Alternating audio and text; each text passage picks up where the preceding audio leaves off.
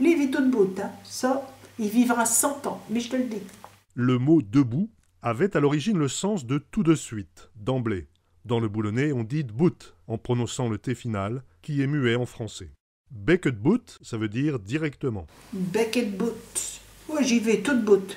J'y vais directement, tout de suite, d'un seul coup, tout droit.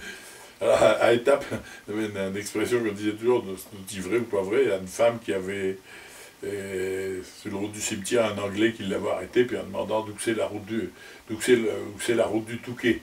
Puis elle vous dit, ben, monsieur, c'est tout bout à bout. Mais faites pas attention à me d'accorcheux les ponts grammaires propres, hein, c'est parce que j'ai eu quand je raille que de main. Hein, c'est d'accorcheux, c'est un corsal ou c'est un tablier. Alors c'était vrai ou pas, mais c'était une expression courante qu'on disait à Étaples, celle-là, regarde, c'est tout bout à bout, cherche pas à comprendre. C'est tout droit. Alors là, à Étaples, on disait toujours tout bout à bout. Hein. Donc alors, plus droit encore que droit, quoi. Il m'a dit ça toute bout. Il m'a dit cela directement, sans embâge, debout face à moi.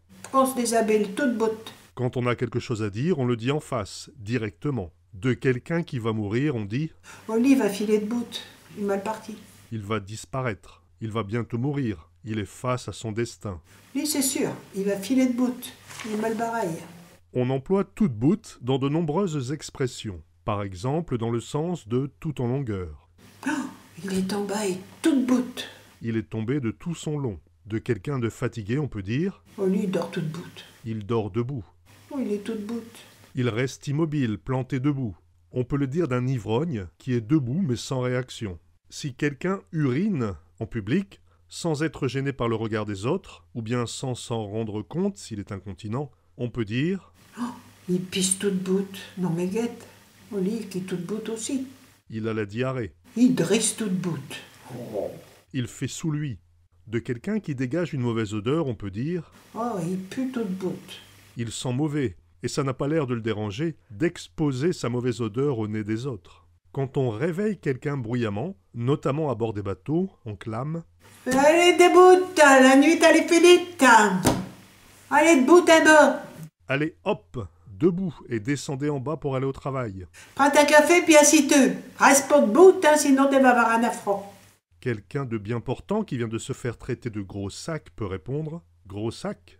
Un sac vide, il tient pont de bout. » C'est ce que disent les matrones de Saint-Pierre pour justifier leur embonpoint et leur excès alimentaire. Un sac vide, il ne tient pas debout.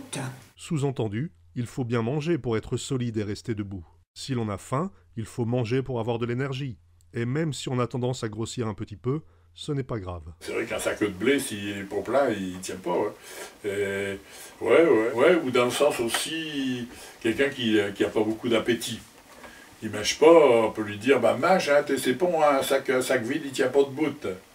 Les gens qui sont minces peuvent rétorquer Un sac vide, il ne tient pas debout. Mais un sac plein, il ne peut pas vraiment se plier non plus. quelqu'un de trop gros ne peut pas forcément faire grand-chose physiquement. Quand quelqu'un vient de dire une évidence, on peut répondre Oui, ben, un tient debout, il dure aussi bacti. Hein. n'importe qui pourrait dire la même chose. Oui, ce que t'es dit tout debout, là, je pourrais le dire aussi bien assis, hein, c'est moins fatigant. De quelqu'un de petit, on peut dire Oh, hein, bah, lui, il peut faire une procession tout debout sous un lit. Hein. il est si petit qu'il peut marcher debout sous un lit. De quelqu'un de maigre ou de malade, on peut dire Il ne tient plus debout d'assez là que c'est pour partir. il flotte dans ses vêtements tellement il est maigre. On parle de tout debout dans sa pantalon, on dit aussi quelquefois, Guette-le, il est tout debout dans ses bottes.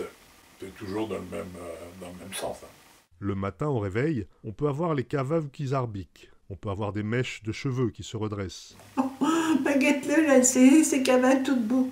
Ses cheveux sont en l'air, pas coiffés. Guette-le, lui, il a ses cavales tout debout. Toute bout a également le sens de sans faire attention, sans se soucier des conséquences, sans se soucier du lendemain.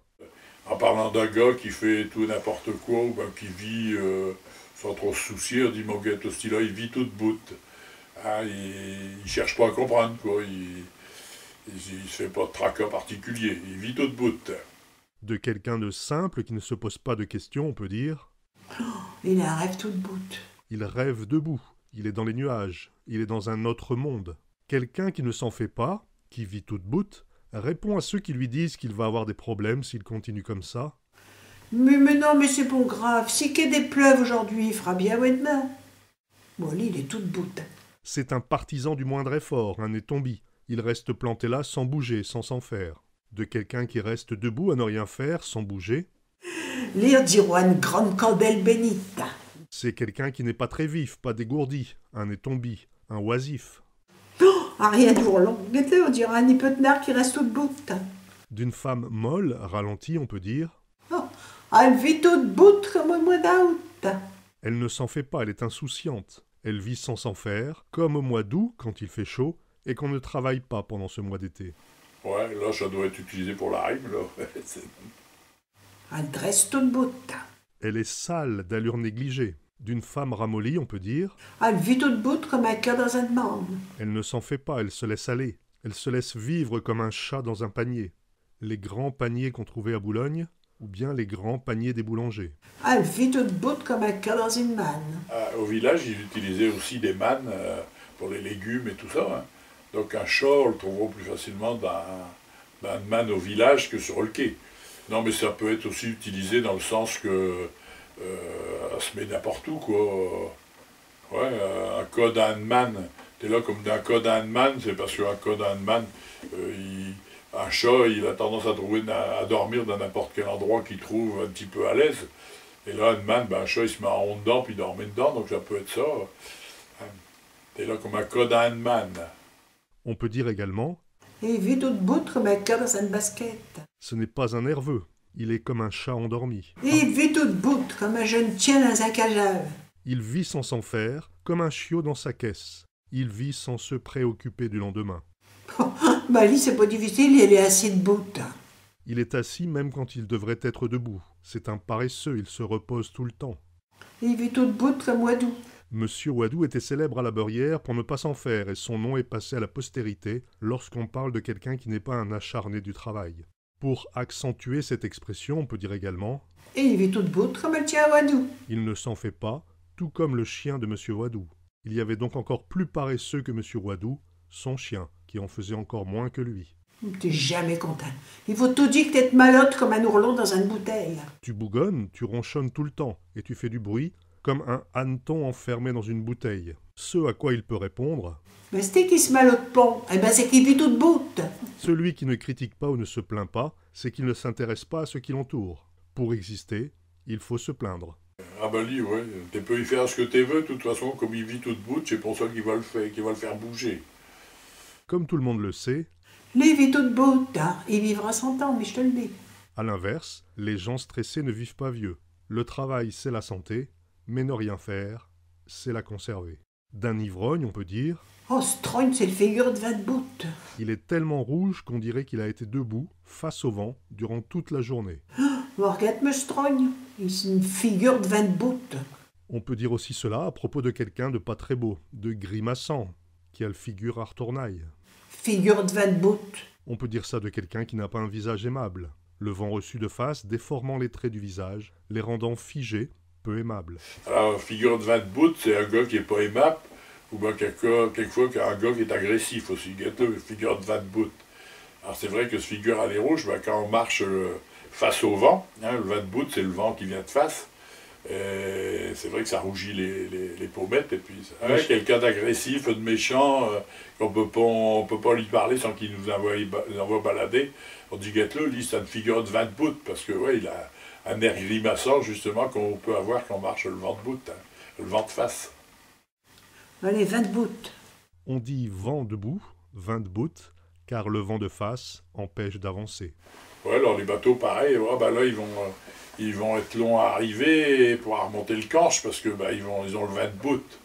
Hein, c'était ça qui retardait un petit peu leur avancée, quoi. Et là, l'histoire du Paris-Londres de 9h moins le quart, là, que je raconte, là, une petite histoire, là, où tous les gens, le soir, bah, ils allaient pisser sur un terrain vague qu'il y avait à Étaples, là, mais différents endroits, hein, selon les quartiers, on n'avait pas au même endroit. C'était l'habitude à cette époque-là, puis il y avait un avion qui passait, et mon oncle avait dit c'est le Paris-Londres de 9h moins le quart, qui partait du Bourget à 9h moins le quart, c'était vrai d'ailleurs. Et puis, donc, bah, il n'y a pas beaucoup d'avions à cette époque-là, une petite lumière, là. tout le monde connaissait le Paris-Londres de 9h moins le quart, parce qu'on l'attendait, on entendait ronronner au loin, tout ça. Alors tout le monde avait son commentaire, oh, on croira qu'il est ici au-dessus, mais non, il est déjà au-dessus de Stouquet, ou ben, il a passé à Boulogne. Ah ben là, il a le vin d'Alcu, il va arriver de bonne heure à Londres, hein. Ou ben, oh là, il a le vin de Bout, il va être en retard encore un coup. Hein. Ah, il a le vin de Bout. Il vit toute bout, ce style-là, et c'était elle balance. Est-ce qu'on peut imaginer un Boulonnais ne parlant pas le patois? Oh non, on peut pas faire ça. Le patois, c'est une langue natale, ça, faut pas le nier, ça. Est-ce qu'on peut aller loin avec le patois de Boulogne? Oh, bien sûr, tout partout.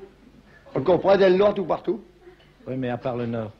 Oh, ben pareil, il y en a aussi. Dans le fond de la France aussi, il y a des Boulonnais. Oui, mais pourquoi on empêche les enfants de parler le patois, là? Qu'est-ce qui empêche les enfants de parler patois? Allez. Parce que les instituteurs, ils sont trop bien élevés. Bon, c'est une question d'éducation de ne pas parler le patois? Ben, c'est parce qu'à l'école, on t'apprend à parler français. Mais si le des professeurs de patois, tout le monde parle au patois, c'est une naissance, ça. Un jeune anglais, comme il arrive au monde, il parle anglais parce que ses parents parlent anglais. Il parle le patois de Saint-Pierre, ça se trouve pareil. Ah ben, mais à cause qui se menait là.